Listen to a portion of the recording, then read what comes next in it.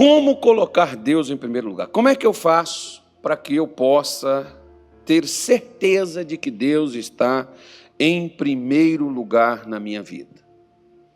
Primeira coisa, Mateus capítulo 6, versículo de número 24. Você está no 33, volte ao 24 e vamos ler em alta voz, bom som e boa definição, porque o versículo não vai aparecer ali.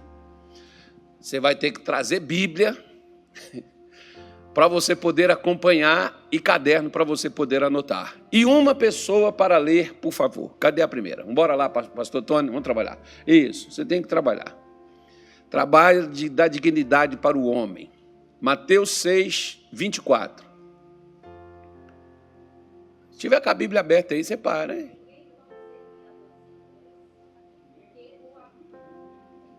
Bora.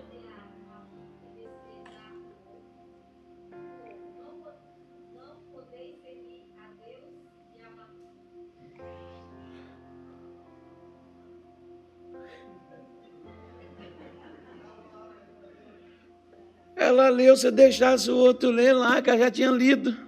Ninguém pode servir a dois senhores, porque ou há de odiar um e amar o outro, ou se dedicará a um e desprezará o outro. Não podeis servir a Deus e a Mamon. Outra pessoa. Só para você poder andar, já que você não vai andar comigo. Ninguém pode servir a dois senhores, porque ou há de odiar um ou amar o outro, ou decidirá a um e desprezará o outro. Não podeis servir a Deus e a Mamon. Quem tem uma tradução diferente dessas aí que foram lidas? Vá lá nela que eu quero ouvir. Está vendo onde você estava? Era lá que você deveria ter ficado. Só você precisa aprender.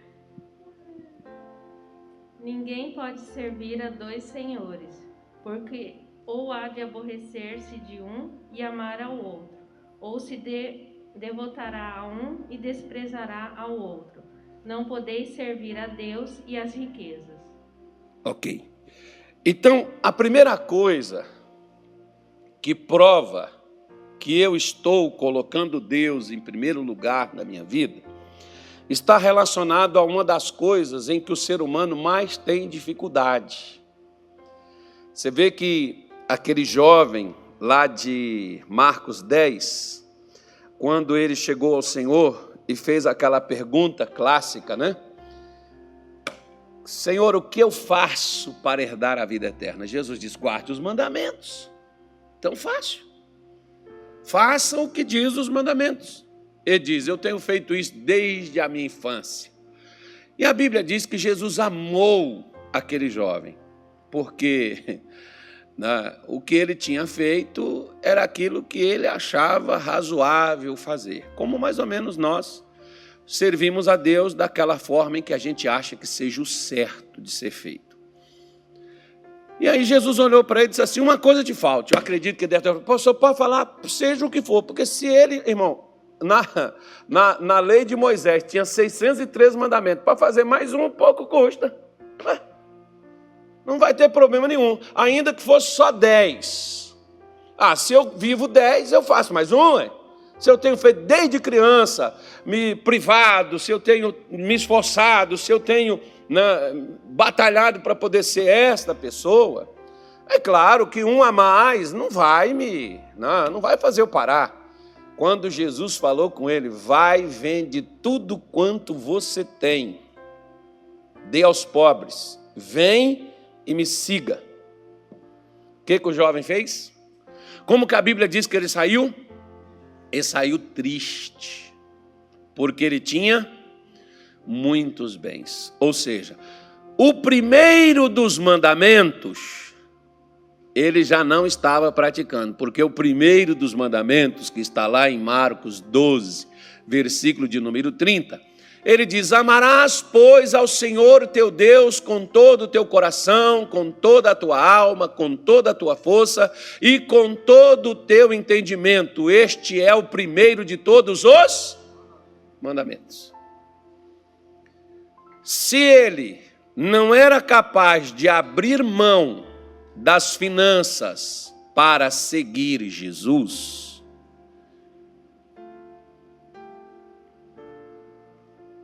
quem que estava em primeiro lugar na vida dele? Deus ou o money? Ou as finanças? Quem que estava em primeiro lugar na vida dele? Era um Deus, mas o Deus que é chamado de Mamon. Você pode ver, por exemplo, que lá em 1 Timóteo capítulo 6, versículo de número 10, Jesus fala uma coisa bem interessante, né? Claro que o apóstolo Paulo está instruindo Timóteo, que era um jovem pregador, e ele estava dizendo para ele, porque o amor não é o dinheiro que é o problema, mas o amor, amar é apegar. Né? Quando você ama alguém, você é apegado com ela. Quando você não ama, você é desapegado. Né? Não é só LX que desapega, não, gente. Aí tem gente que desapega dos outros. Então ele diz, porque o amor do dinheiro ou ao dinheiro é a raiz de toda espécie de males. Onde é que todo problema começa? No dinheiro. Né? No apego, no amor. Você pode ver que... Né? Tem pessoas que por dinheiro eles traem, por dinheiro, né? eles se transformam, eles mudam. Tem pessoas que não sabem lidar com essa situação. Não é o problema você ter dinheiro, o problema é o dinheiro te ter. E ó, tem uma coisa aqui, não é só quem tem que tem amor não, viu? Tem um monte de gente que não tem e gostaria muito de ter. Tem uns que são até infelizes, vivem tristes porque não tem dinheiro. Eles podem ter Deus assim numa escala de 1 a 100, 99, mas se não tiver dinheiro, Deus não é suficiente para eles. Porque eles não têm aquilo que eles achariam que os tornariam pessoas melhores, ou completas ou realizadas. Como tem aquelas pessoas que acham que o dinheiro traz a felicidade. Você vê Jesus falar, né, completamente o contrário. Se você se apegar ao dinheiro, ele vai ser a raiz de todos os problemas. Por causa de dinheiro, casais se separam. Como assim, pastor, por causa de dinheiro? Irmão, não é só porque tem, não, é porque falta. Tem marido, por exemplo, que não sabe, tem mulher que não sabe lidar quando o marido não tem condições de dar a ela o que ela sonha. Só lembrando que sonho é uma coisa que você pode realizar ao longo da sua vida, não é uma coisa imediata. José sonhou, por exemplo, como governador do Egito, que ele não sabia nem que era Egito, a gente sabe depois, mas ele realizou isso 13 anos depois. Isso não foi realizado na mesma hora que ele sonhou. Às vezes as pessoas elas acham assim, que é um estalar de dedo, que é uma coisa assim, tudo muda, né? E tudo converge, tudo vai dar certo e tudo vai resolver na sua vida se você conseguir aquilo. Então, tem mulheres, por exemplo, que não conseguem passar por necessidades. Homens que não conseguem passar por necessidades. Alguns, por exemplo, você pode ver que às vezes não sabem lidar com estas coisas. Apertos financeiros, apuros, alguns porque não têm, outros porque o que têm não é suficiente, outros porque gastam mais do que o que ganham. E a Bíblia diz que por causa destas coisas tem pessoas que se desviam da fé. Você pode ver que Paulo não está falando para gente mundana, pecadora, ele está falando para os crentes. E aqui mais propriamente para ministros do Evangelho, que eu creio que vocês vão se tornar um desses, né? E ele diz, muitos trespassaram a si mesmo com muitas dores. Por causa desta questão de não saber lidar, de priorizar. Eu acho interessante, por exemplo, que você pode ver que a gente passa 8 horas, 6 horas no mínimo do nosso dia, a gente passa trabalhando para a gente manter as nossas contas e alcançar nossos objetivos. E quantas horas por dia a gente passa num devocional com Deus? Que nos mantém a vida inteira, desde o ventre da nossa mãe até a nossa sepultura, que Ele nos acompanha e depois nos recebe em glória. Quanto tempo a gente passa com Ele? É só para a gente poder ter ideia, tá, irmão? Eu não estou acusando ninguém, não. Eu estou igual a você, eu estou no mesmo barco que você, eu estou remando junto. É que a gente tem que calcular. Porque às vezes, alguns, por exemplo, eles não tem tempo para Deus, porque eles têm que... Eu tinha um camarada, por exemplo, que era tio de um pastor amigo meu, e esse pastor até me recomendou: Carlos, o fulano vai trabalhar lá na sua igreja, prega para ir lá, porque eu prego para ele, rapaz, ele já está ficando velho, e ele não se decide, quem sabe lá Deus não usa você para ajudar ele. E aí eu fui pregar para aquele camarada, conversando com ele, todo dia eu pregava para ele e tal, e um dia eu fui e falei para ele: mas fulano, por que você reluta tanto? A sua mulher já está na igreja, seu filho. Ele falou: não, pastor, eu não reluto, eu quero, eu gosto, eu acho legal, eu vou participar das coisas da igreja, eu vou me entregar a Jesus, mas agora não. Falei: mas o que te impede? Ele disse: eu estou construindo a minha casa, quando eu terminar a minha casa, aí eu vou me entregar a Deus. Irmão, ele terminou a casa dele, ele nem mudou para ela. Ele caiu com uma dor, foi parar no hospital, e do hospital, cemitério. Ele ficou 62 dias, parece, no hospital.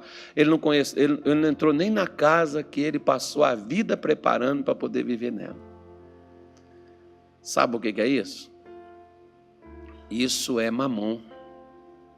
Não porque eu tenho que ter, olha, claro que você tem que ter, mas lembra de Mateus 6,33, é primeiro Deus, a sua justiça.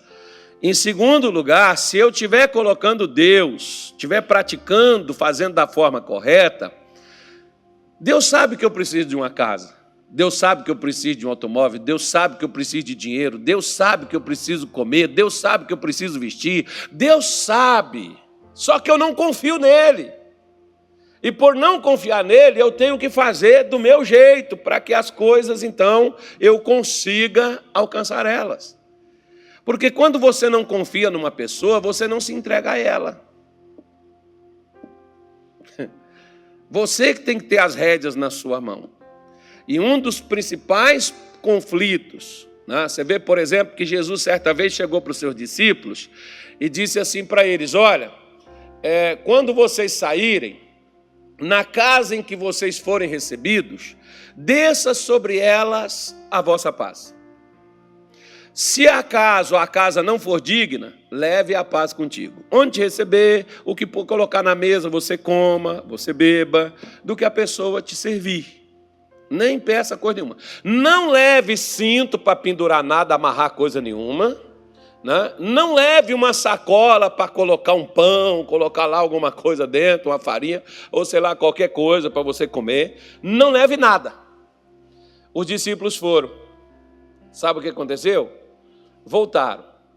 Quando eles voltaram, Jesus foi para onde ele fez aquela multiplicação lá dos pães, em Marcos 8, me parece, se não me falha a minha memória. Ele fez a multiplicação para 5.000 pessoas comerem. Tinha mais pães, eram 7. Quando ele usou 5, era mais gente. Sobrou 12 cestos com menos pães. Agora tem mais pães, 7 pães. Sobrou menos, sobrou 7 cestos. Porque Deus só multiplica o que você põe na mão dele. O que não está na mão dele, ele não trabalha. Por que Deus não trabalha na minha vida? Se eu não estou na mão dele, ele não vai trabalhar na minha vida, nem na sua, nem na vida de ninguém. Só que aí, eles voltam, né? Os discípulos entram no barco e Jesus começou a falar assim: cuidado com o fermento dos fariseus. Aí os camaradas começaram a pensar: será que nós estamos indo para o outro lado e lá tem mais fariseu do que nos outros e tal? Será que é a comida? Não, Jesus não estava falando da comida. Jesus estava falando de uma coisa chamada hipocrisia. Porque no barco tinha um pão que os discípulos esconderam. Eram 8, não eram 7. Eles esconderam esse pão para quê? Vai que não sobra nada e a gente tem pelo menos alguma coisa aqui. O que muita gente hoje, por exemplo, na igreja, cristãos, gente de Deus, passam por necessidade. Eles não são fiéis com Deus nos dízimos, porque acham que se tirar o dízimo vai ter falta. Eles não dão ofertas porque eles acham que se ofertar a Deus, eles vão passar necessidade, porque o dinheiro está curto e eles não podem tirar daquele dinheiro que eles recebem. Mas o que a palavra de Deus, ela nos recomenda? Provérbios 3, versículo de número 9 e 10, né?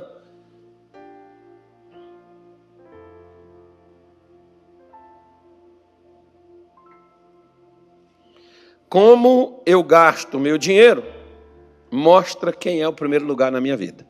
Provérbios 3, versículo 9 e 10. Está no segundo slide, Nilton. Isso. Honra ao Senhor com teus bens e com as primícias de toda a tua renda. Com o quê? Com as primícias, as primeiras coisas. Você recebeu alguma coisa na sua mão? A primeira coisa é separar o que é de Deus. Nunca separe. Nunca pague as suas contas e cumpra os seus compromissos sem tirar o que é de Deus. Por quê? Porque a quem você dá primeiro, mostra quem é o primeiro na sua vida. Eu aprendi isso em 1992 e aprendi com a dor. Você não seguir Jesus, porque seguir Jesus não é estou seguindo a Jesus Cristo, nesse caminho eu não desisto. Não, irmão, não é essa canção não. Seguir Jesus é mais profundo. É alguma coisa a mais, né? Então, eu antes de seguir Jesus, quando eu recebia, eu queria fazer as coisas para mim, comprar aquilo que me interessava, comer o que eu achava que deveria comer, fazer o que eu achava que deveria fazer. Quando eu conheci Jesus, eu descobri que a primeira coisa que eu deveria fazer antes de fazer qualquer coisa para mim, até hoje é assim, né? Antes de mexer para qualquer coisa, eu não coloco nada em débito automático, e se eu coloco, é lá para frente, bem distante, porque da metade do mês para frente. Porque, por acaso, se o meu salário cair, a minha fonte de renda entrar e sair para outra coisa minha do que primeiro tirar o que é de Deus,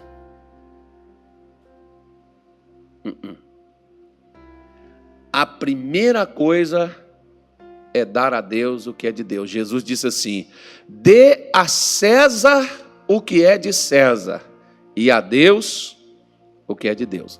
É importante a gente pagar as nossas contas, mas é importante você honrar a Deus. Se você não honra e não coloca Deus antes de César, quem você está colocando, a quem você está dando, está mostrando quem é primeiro lugar na sua vida, tá? É só para a gente poder abrir os olhos. E toda a tua renda se encherão os teus celeiros, se encherão fartamente os teus celeiros e transbordarão de vinho os teus lagares. Então, como eu gasto, só repetindo, como eu gasto meu dinheiro, prova quem é primeiro lugar na minha vida. Terceira coisa. Primeiro livro dos Reis, capítulo 3, versículo de número 10. Coloca esse slide aí para mim, bendito. Tá assim, ó. Aí, ó. Não, é o segundo, né? Perdão, falei terceiro. É o segundo. É isso aí mesmo, tá certo. Deixa lá, volta nele. Isso. O primeiro é você, colocar Deus em primeiro lugar, é você honrar a Deus com as suas finanças. Não? A segunda coisa, coloque Deus na frente dos seus interesses pessoais. Aí está Primeiro livro dos Reis, capítulo 3, versículo 10. Coloca o versículo para nós, por favor. Aquela TV ali está apagada, então quem estiver me assistindo na televisão vai ver, ou no vídeo, vai ver que eu estou lendo ali na outra TV. Estas palavras agradaram o Senhor, por haver Salomão pedido tal coisa. No capítulo 2 de Filipenses, também tem alguns versículos bem interessantes que você pode ler, do versículo 1 até o versículo de número 7, lá de Filipenses. Eu só estou dando referência para você, tá? Porque no 5, por exemplo, o apóstolo Paulo diz assim, tendo, portanto, o mesmo sentimento que houve em Cristo Jesus. Então, como que Jesus ele era? Ele disse, você tem que ser a mesma coisa, você tem que fazer a mesma coisa como ele fez. Né? Jesus humilhou-se, sendo Deus, assumiu a forma de homem e foi obediente até a morte e morte de cruz. Aí vem, pelo que Deus também o exaltou. Jesus tinha pecado? Jesus precisava morrer por mim e por você? Precisava? Não. Ele fez isso por quê? Porque ele colocou a gente adiante dele. E hoje ele espera que eu e você também façamos da mesma forma. Que a gente tenha o mesmo sentimento dele, ou seja, de colocar as pessoas. Você pode ver que Salomão começou de uma forma linda, maravilhosa. Olha no versículo 5 do capítulo 3 do livro de Reis, para você ver. Reis, capítulo de número 3, 1 Reis 3, versículo de número 5. Tem aí os versículos aí? Coloca o versículo, por favor. Em Gibeão apareceu o Senhor a Salomão de noite. Em sonhos disse-lhe Deus, pede-me o que queres que eu te dê. Jesus amado, irmão, você já pensou Deus aparecer para você e falar assim, o que você quer? Estou à sua disposição. Ele não é um Aladim, não destampou a tampa lá da, como é que chama aquele negócio lá? A lamparina. Abriu a tampa da lamparina e saiu, o que você quer agora que eu te faça? Deus do céu, já pensou, irmão, Deus aparecer para você e falar assim, o que você quer que eu te faça? E olha... O que será que você iria pedir? Vamos ver o que Salomão pediu. Respondeu Salomão, de grande benevolência usastes para com teu servo Davi, meu pai, porque ele andou contigo em fidelidade e em justiça e em retidão de coração perante a tua face. Mantiveste-lhe esta grande benevolência e lhe deste um filho, para que se assentasse no seu trono, como hoje se vê. Versículo seguinte, coloca aí para nós, isso. Agora, pois, Senhor, meu Deus, tu fizestes reinar, ainda criança, aquele negócio ali está copiado errado, não sei como conduzir-me, teu servo, em lugar de Davi, meu pai, não, gente, deixa eu pegar a Bíblia aqui, eu vou ler isso na Bíblia, aquele negócio ali está errado, aquele negócio ali, comer um pedaço ali, calma aí. Deixa eu pegar aqui que vai ficar melhor. Perdão, já está até aberto na minha aqui. Versículo 7, né? Onde nós paramos. Agora, pois, Senhor Deus, tu fizestes reinar teu servo em lugar de Davi, meu pai. Sou ainda menino pequeno, nem sei como sair, nem como entrar. E teu servo está no meio de teu povo que elegestes. Povo grande, que nem pode contar, nem numerar pela sua multidão. A teu servo, pois, dá um coração entendido para julgar a teu povo, para que prudentemente discirna entre o bem e o mal, porque quem poderia julgar a este teu grande povo? Bem, veja bem, o começo de Salomão foi uma coisa maravilhosa, porque o começo de Salomão, ele não tinha nenhuma preocupação consigo, a preocupação dele era os outros. Será que dentro de nós também não tem um Salomãozinho ou não? Tem aquele do começo e depois tem aquele outro do final, né? O importante, irmão, não é como você começa, é como você termina o que você começou. É muito importante começar bem, mas nós não podemos só começar bem. Você pode ver aqui que Salomão, ele colocou o povo à frente de seus interesses. Ele poderia ter pedido vitória para si, ele poderia ter pedido ouro, ele poderia ter pedido qualquer outra coisa, porque o versículo de número 10, né, a Bíblia diz que esta palavra pareceu boa aos olhos do Senhor, que Salomão pedisse esta coisa. O versículo 11 diz assim: e Deus lhe disse, porquanto pedistes esta coisa, e não pedistes para ti riquezas. Olha aí, ele está preocupado com o bem-estar das pessoas, ele está preocupado em que a vida das pessoas estejam funcionando, né? Não pedistes para ti riquezas, nem pedistes a vida de teus inimigos, mas pedistes para ti entendimento, para ouvir causas de juízo. Eis que fiz segundo as tuas palavras, eis que te dei um coração tão sábio e entendido, que antes de ti teu igual não houve, depois de ti teu igual se não levantará. Então, por que Deus gostou da resposta de Salomão? Porque Salomão não colocou seus interesses pessoais acima do povo. Todas as vezes que você, né, tem até uma música do Luiz Arcanjo, quem quiser ouvir, depois é só dá para ouvir, não dá para cantar, não vou nem pedir o pastor Tony para cantar, que ele não sabe, né? Em Gadara é assim, o povo prefere os porcos do que as pessoas. Você vê que lá em Gadara, né? O pessoal não quis que Jesus ficasse lá. Por que não quiseram? Porque Jesus expulsou o demônio que estava no gadareno. E ao expulsar o demônio que estava no gadareno, também saiu nos...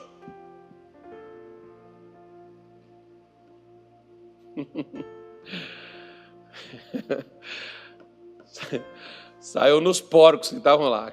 É interessante aqueles porcos ali. Mas tudo bem, eu não queria que os porcos saíssem de lá de onde eles estavam. Era para os porcos estarem lá. Então eles preferiam os porcos do que gente, né? Eles preferiam isso do que pessoas normais, gente boa, gente assim. É como, irmão, não é... A história hoje só se repete. É interessante aqueles porcos ali, daquele negócio ali. É interessante você ler a história. Vai pesquisar um pouco, né? Depois você... Tem até um filme, meu Deus do céu. Me faz lembrar como é que é o nome do filme, Senhor. É A Sexta Legião. Depois, quem quiser assistir, assista. É meio violento, tal, assim, mas é bem interessante. Tem filme que ajuda a gente a entender algumas coisas. A Legião... Acho que a Sexta Legião é a Legião... Não, a Sexta Legião, é isso mesmo. Acho que é o nome do filme, eu não me lembro muito bem, não. Eu não guardo muito, não. Mas eu assisti para me tirar uma dúvida, né? E essa dúvida eu tirei exatamente justo com esse negócio de porco lá. Né? Aqueles porcos ali daquela região ali, você vai entender quando você fizer lá a associação com a Sexta Legião. Você vai ver quem eram os porcos. Então, eles preferiam, né? Como hoje, por exemplo, tem aquelas pessoas que eles preferem, né, gente que proporcione a eles algo que não faça nada, que não mude nada, apenas o entretenha, mas eles expulsam pessoas que possam libertá-los, curá-los, tirá-los da vaidade, da destruição. Eles fazem suas escolhas. O mundo é bem assim. Mas mesmo assim, se você é um discípulo de Cristo, claro que você vai sempre preferir pessoas. Porque você é 3G.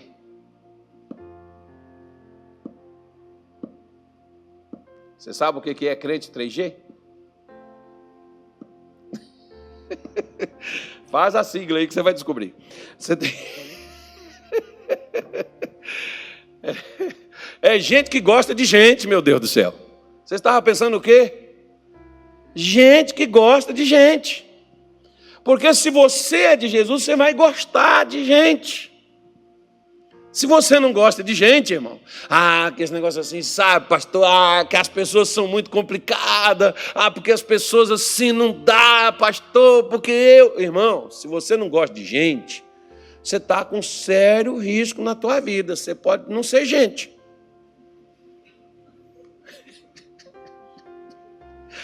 Gente tem que gostar de gente, meu Deus do céu. Né? Ainda mais gente crente. Você tem que gostar de gente. Você vê que Salomão, ele podia ter pedido, né, uma das projeções primeiro, podia ter pedido riqueza. Então riqueza seria para ele, não seria para o povo. Mas ele não prefere a si. Todo discípulo de Cristo, ele não trabalha em prol de si, ele trabalha mais para os outros. Deixa eu te falar uma coisa. Eu não sei qual foi a última vez quando eu fiz oração pela minha vida, porque eu faço oração para os outros, não para mim.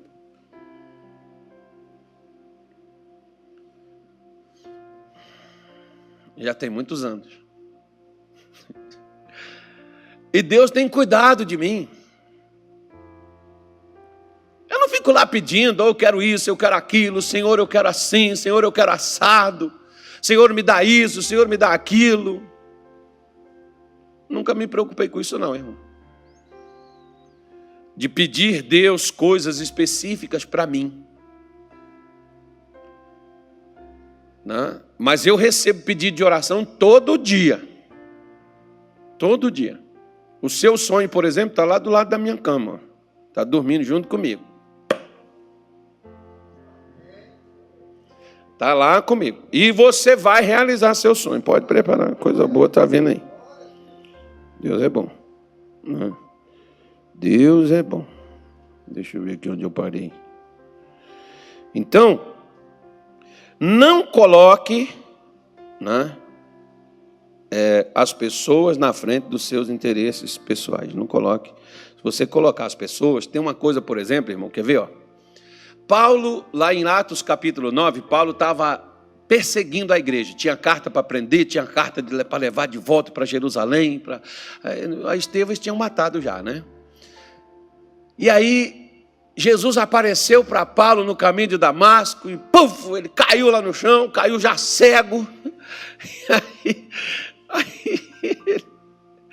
ele diz assim, Saulo, Saulo, por que me persegues?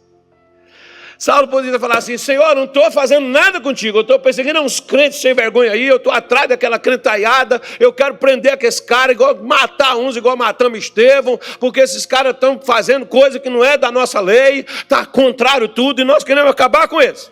Não estou fazendo nada com o Senhor. Porque na cabeça de Deus, quem persegue você está perseguindo ele. Você vai encarar? Como é que você é um seguidor dele e vai perseguir ele? Eu me lembro uma juíza lá em Minas Gerais, um camarada saiu da nossa igreja, ele foi e colocou a igreja na justiça. E eu fui lá na audiência, né? Eu fui como preposto. Aí, acho que é esse nome. Aí quando cheguei lá, não precisei falar nada, não. A juíza só virou para o camarada e perguntou assim para ele, ô seu fulano, o senhor acredita que o senhor estava na igreja amando de quem? É um trabalho ou é um chamado? Ele falou, é um chamado. Você acredita que foi Deus que te chamou? Ele falou, acredito. Ele falou assim, então por que você está pondo ele na justiça? Nossa. E a mulher não era crente, irmão. É uma pena não ter pego o nome daquela doutora para a gente falar o nome dela toda vez que eu falasse isso. Então por que você está pondo ele na justiça? Não, é a mesma coisa. Você pega o capítulo 3 da primeira carta de Paulo aos Coríntios, e você vai ver de Paulo falar da carnalidade dos crentes lá de Corinto, e você vai ver ele falar de uns que levavam os outros na justiça, de uns que diziam, eu sou do fulano, eu sou do Beltrano, eu sou do fulano, e tudo era separado, e ele diz, está Cristo dividido. Que rolo é esse, rapaz? Que coisa feia é essa? Se vocês vai diante da justiça, levar perante ímpio, coisas que vocês poderiam, não tem ninguém na igreja que pode julgar isso e conversar com vocês, e vocês se entenderem e resolver as paradas. Uau! Mas tudo isso por quê? Porque eu tenho que me defender, sabe, pastor? É minha honra. irmão, quando você se torna discípulo, você não tem honra mais não. Você vai ser honrado. Quem cuida da sua honra é Deus. Seus interesses pessoais, você passa para Deus, porque Deus sabe. Você pega Mateus 6, né, o mesmo capítulo onde a gente começou, lá no 33, você volta um pouquinho naquele capítulo, você vai ver Deus dizendo assim, ó, porque o vosso Pai sabe. Que você precisa comer, que você precisa vestir, que você precisa beber. Deus sabe. Deus sabe do que nos falta, sabe do que nós precisamos e sabe cuidar de nós. O problema é que nós não sabemos nos entregar aos cuidados dele. Por isso que quando Jesus disse, Saulo, por que você me persegue? Saulo podia falar, não estou perseguindo o Senhor, estou perseguindo os crentes. Mas perseguir um discípulo de Jesus é perseguir o próprio Jesus em pessoa. Por isso, você está vendo minhas costas aqui, ó? Uma coisa eu só tenho que fazer, é seguir Jesus. Se você me persegue, você vai se acertar com ele, não é comigo. É ele que vai te pegar lá na curva do vento. Não sou eu. A mesma coisa é você. Você não precisa se preocupar com quem fala mal de você, te critica. E quando fala mal, irmão, ó, se alegre, pode fazer que você está no caminho certo, que você está fazendo o que deve fazer, e vai dar tudo certo, e vai ser bênção, e vai ser só vitória. Ah, mas pastor, que a gente está fazendo as coisas certas, as pessoas estão falando mal da gente, dão indignação. E eles vão continuar falando, porque sabe que você está ficando indignado. Sorria, Jesus te ama e tu é mais que vencedor. Deixa eles falar mal. Eles estão com inveja.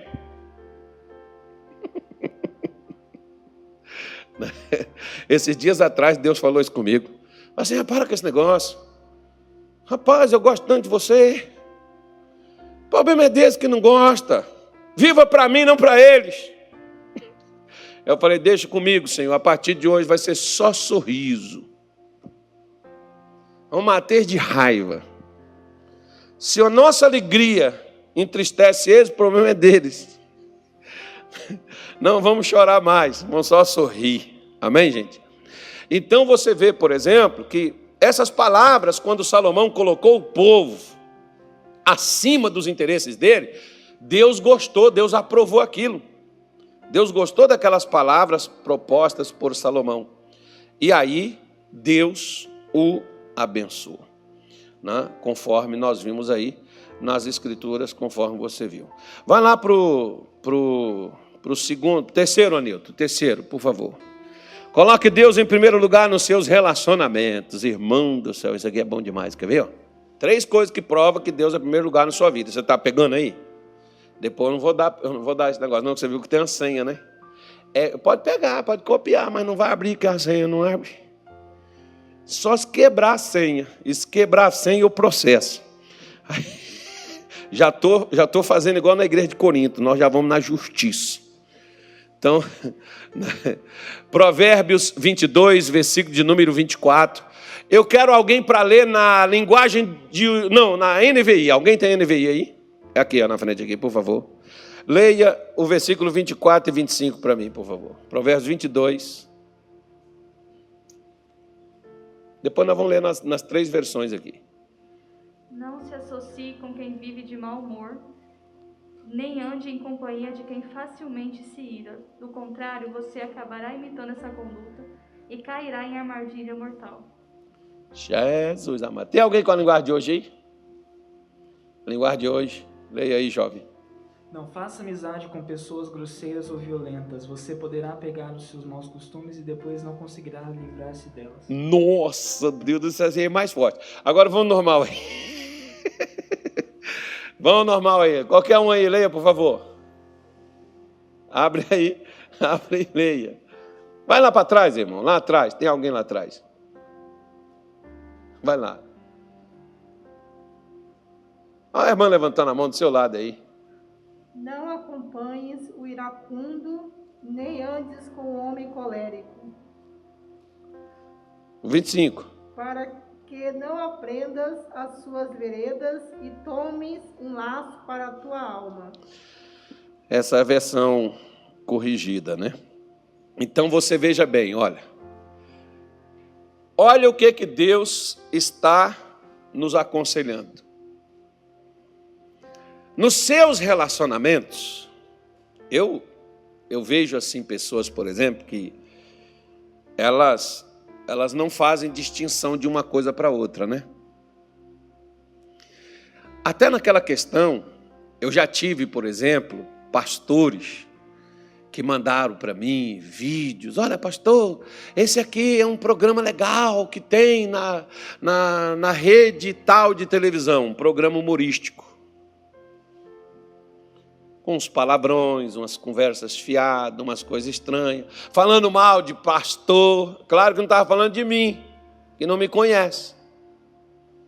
Não sabe nem que eu existo. Mas se soubesse, falaria como estavam falando de irmãos meus, né? De homens de Deus, os quais eles estavam criticando naquela programação. Para que eu vou assistir uma coisa daquela, irmão?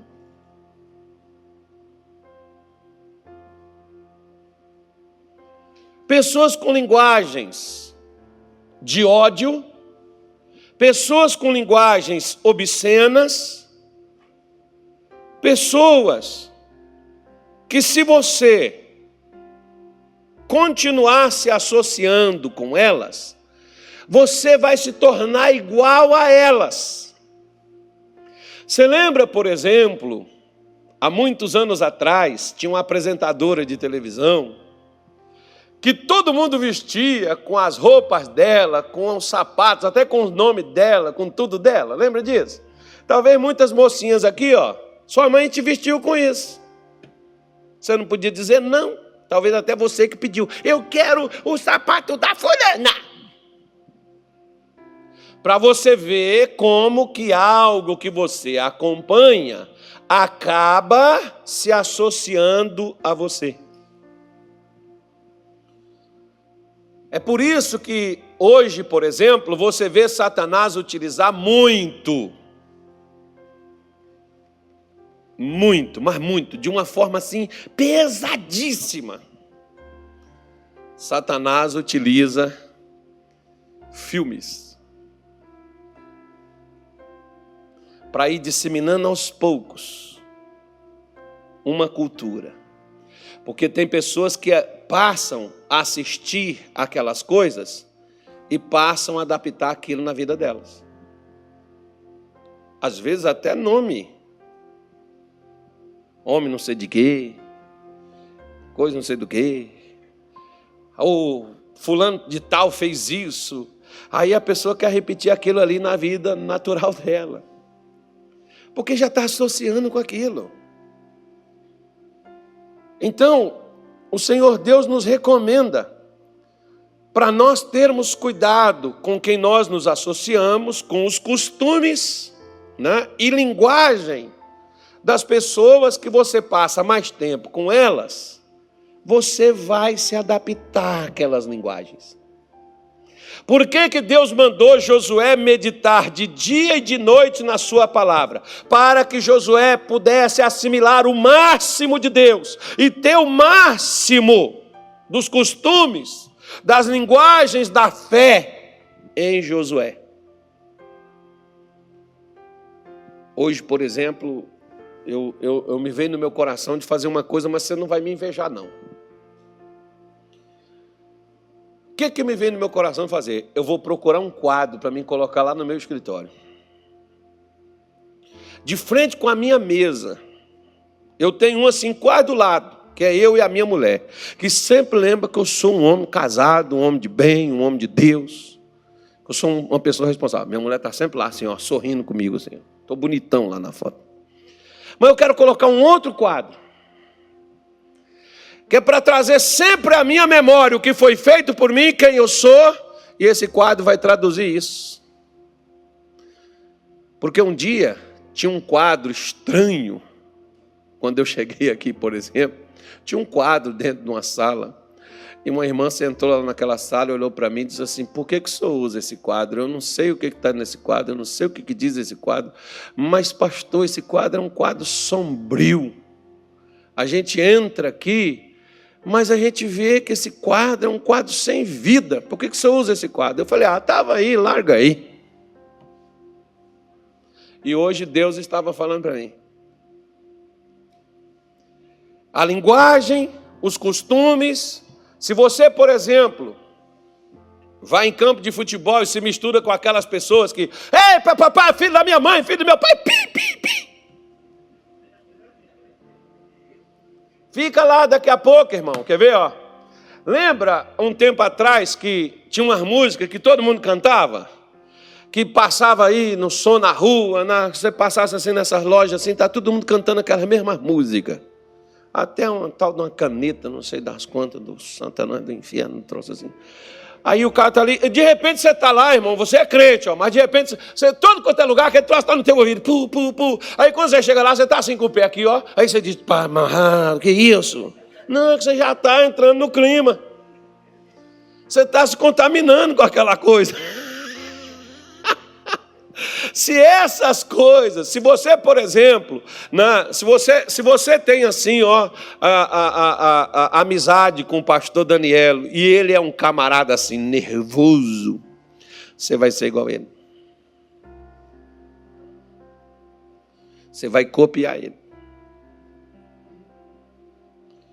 Por isso, tenho 2 conselhos para você. O primeiro está em 1ª carta de Paulo aos Coríntios, capítulo 15, versículo 33. Pega aquela moça lá de novo. Essa aí. É porque ela vai arranjar um marido desse ano ainda. Mas ela só vai casar do ano que vem para frente.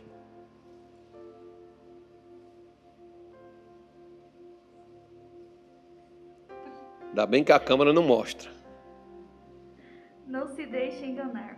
As más companhias corrompem os bons costumes. Não se deixe enganar. Não se deixe.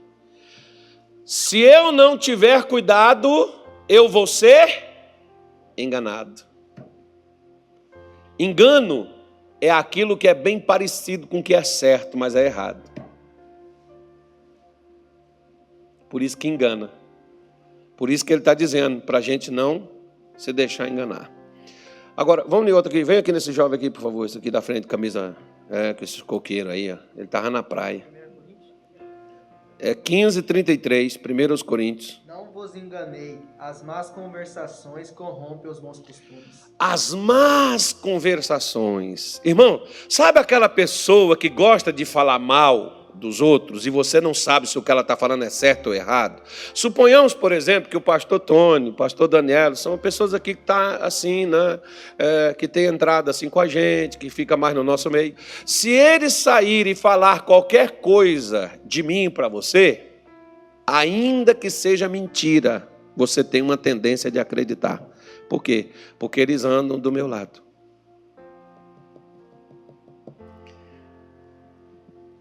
Escuta eles. Escuta quem gosta de estar falando mal dos outros para você ver. Daqui a pouco você virou um igualzinho. Você se ajunta com aquela pessoa para poder falar mal dos outros. E você não era disso. Mas você se tornou assim porque as pessoas com quem você conversa, elas são assim. As pessoas do seu núcleo social, as pessoas, né, amigas, chegadas, as pessoas com quem você interage, são essas pessoas. E você, sendo uma pessoa exemplar, você pode ver, por exemplo, que tem algumas mães que dizem assim: pastor, eu não sei onde foi que meu filho aprendeu uma coisa dessa, pastor, lá em casa nós nunca fizemos isso. Ele aprendeu, foi fora, mãe, não foi você não. A mesma coisa na igreja, o que é que a gente aprende, irmão? A gente aprende fofoca na igreja? Claro que na igreja não ensina fofoca. Fofoca a gente aprende nos corredores, é no banheiro. Fofoca a gente aprende no bebedouro, no estacionamento. É lá na cantina que aprende fofoca. É nesses lugares. É no zap da vida, nas redes sociais que a gente aprende a fofocar. E falar mal dos outros é bom, não é bom?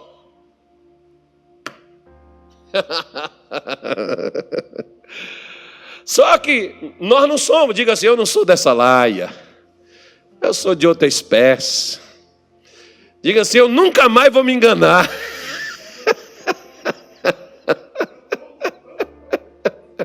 Não, irmão, você é ensinado com bons costumes.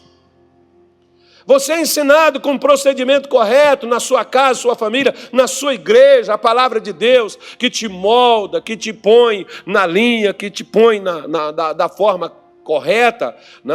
Você não aprende isso na igreja, você aprende isso fora do ambiente de culto. Pessoas que às vezes chegam para você: e aí, o que você achou do culto hoje? Irmão, o que você tem que tirar? Fazer juízo, botar nota de pregação, para saber se a pregação foi boa, foi ruim. Se você não extraiu nada de bom e não tem nada de bom para comentar, não fale nada. Ah, mas eu acho que hoje o pastor estava na carne, ele já teve em dias melhores. Ah, vai lamber sabão, irmão. Você não está na igreja para ficar julgando se a pregação foi 10, ou se ela foi 5, ou foi 2. E tem gente que às vezes pega a corda com esse negócio. Mas eu não concordo com aquilo que ele pregou, porque eu não entendo daquela forma, eu entendo de outro. Meu entendimento é de outro, irmão. O seu entendimento é o entendimento do cão. Porque o entendimento de Deus é a gente não ter conversas erradas, conversas fiadas, conversas bobas, conversas que não levam a nada, ficar debatendo, ficar um grunhindo contra o outro, um respondendo o outro, né, refutando o outro, Não, mais ou menos assim, ó. Eu aprendi, por exemplo, quando eu estava fazendo filosofia. Não estava fazendo filosofia, não, eu estava fazendo teologia. Aí tinha aula de filosofia e o meu professor disse assim: Carlos, nunca discuta com ninguém. Eu falei: mas se eu tiver certo? Porque se a gente tiver certo, a gente quer mostrar, que a gente tem que provar. E eu vou para a Bíblia, eu vou pesquisar e vou provar, que eu vou refutar o que você falou. Ele falou assim: não faça isso. Eu falei: mas professor, se eu tiver certo? Ele falou assim: mesmo que você tiver certo, se a outra pessoa quiser ouvir a sabedoria que você tem, fale. Se ela não quiser, deixe ela para lá. Eu falei: mas professor, se eu tiver certo, eu não vou calar a boca. Ele falou: se você não calar, você é mais ignorante do que quem está conversando contigo. Eu falei: opa, agora então eu me calo. Salmo 1. As duas coisas que eu falei que eu ia te dizer. Eu já estou terminando, digam graças a Deus. Salmo 1, versículo 1 ao versículo 3. Bem-aventurado o homem que não anda no conselho dos ímpios, não se detém no caminho dos pecadores, nem se assenta na roda dos escarnecedores. Antes, o seu prazer está na lei do Senhor, e na sua lei medita de dia e de noite. Ele é como uma árvore plantada junto às correntes de águas, que no devido tempo dá o seu fruto e cuja folhagem não murcha, e tudo quanto ele faz será bem sucedido. Então, meu amigo, minha senhora, meu irmão, coloque sempre Deus em primeiro lugar, nas conversas que você tem, nas coisas que você faz. Coloque Deus em primeiro lugar em todo o tempo. Deus é contra a gente ter amizade? Não. Deus é contra você ter amigos? Não. Deus é contra você se reunir com pessoas? Não. Mas Deus é contra conversas erradas. Conversações estranhas e esquisitas. Não se detenha. Eu já saí muitas vezes do meio de rodas de pessoas, pastores inclusive, eu já saí do meio deles e deixei eles falando sozinho. Não me interessa ficar ali. Por quê? O senhor é fraco? O senhor tem medo de ser contaminado? Não. Deus disse para mim ter cuidado com essas conversas, porque elas podem me enganar e me tirar do caminho no qual eu devo permanecer nele. Por isso que em todo o tempo da sua vida, mesmo que seja em tempos difíceis, como no Salmo 50, o versículo de número 15, clame a mim no dia da tua angústia. Invoca-me no dia da tua angústia. Eu te livrarei e tu me glorificarás. Ainda que seja em tempos difíceis, sempre coloque Deus em primeiro lugar.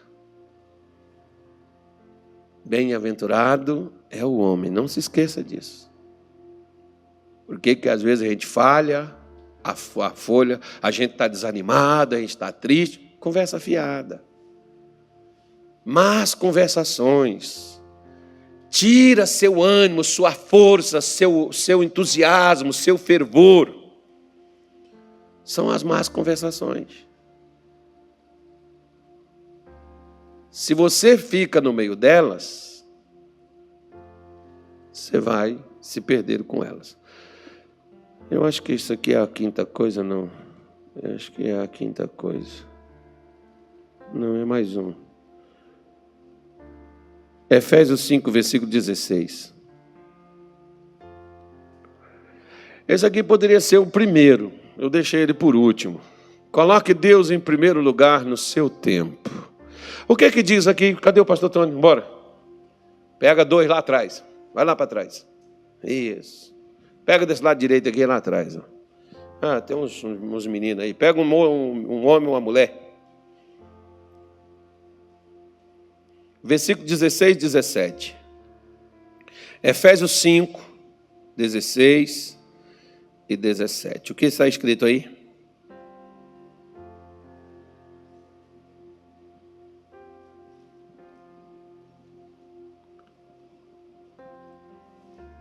Aproveitando ao máximo cada oportunidade, porque os dias são maus. Portanto, não sejam insensatos, mas procurem compreender qual é a vontade do Senhor. Amém. Vai em outro, pastor.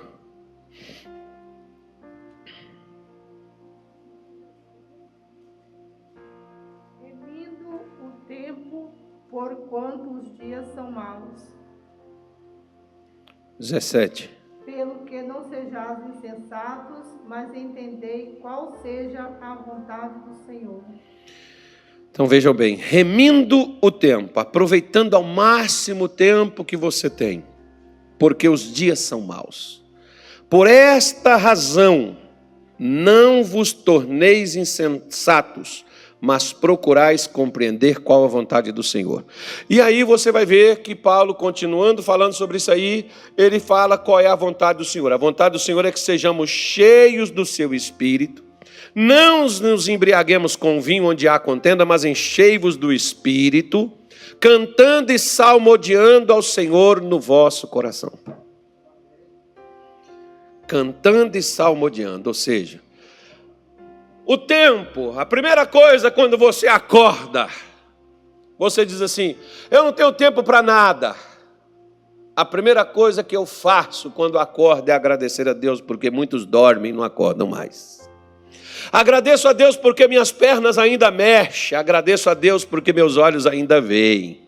Agradeço a Deus porque eu ainda estou falando e ouvindo perfeitamente. Agradeço a Deus porque mais um dia Ele me dá a oportunidade para poder viver. E eu quero aproveitar aquele dia para fazer coisa legal que ajude alguém. Então nós temos tempo. O problema é que o tempo que Deus nos dá, nós não utilizamos. Então aprenda a utilizar mais do tempo que Deus te dá. Porque às vezes você está lá no seu trabalho, você não precisa fechar os seus olhos para fazer uma oração. Você pode, no seu coração, estar falando com Deus. Você não pode cantar porque você vai distrair alguém. Cante somente no seu coração, só você e Deus. Não precisa nem fazer assim. Não precisa nem fazer não. Lá no seu coração. Vai falando com Deus lá no seu coração, agradecendo a Deus. Às vezes eu estou assim em certos lugares onde eu não posso falar. Um dia eu estava, por exemplo, no aeroporto. E eu estava tão grato a Deus por aquilo que Deus estava fazendo, que eu comecei a falar com Deus só no meu coração, e daqui a pouco comecei lágrimas a descer, e eu tive que ir lá no banheiro, eu estava sem lenço, sem nada. Diz que todo homem romântico, Bosco, ele carrega lenço. Porque todo... tem que carregar. Eu tenho um monte, eu não carrego. Né? Tive que ir lá no banheiro lavar meu rosto, pegar papel, guardanapo para enxugar. As pessoas passavam assim, olhavam, e teve um passou assim, aconteceu alguma coisa, diz, não, tudo bem. As pessoas estavam ficando preocupadas comigo, porque eu estava chorando, calado, mas porque eu estava feliz no meu coração, eu estava cantando com Deus no meu coração. Você não precisa cantar, porque quando você fala com a sua boca, às vezes o seu coração não está dizendo nada. O que Deus vê não é a aparência, o que Deus vê é o coração, disse ele através do profeta. Amém, gente?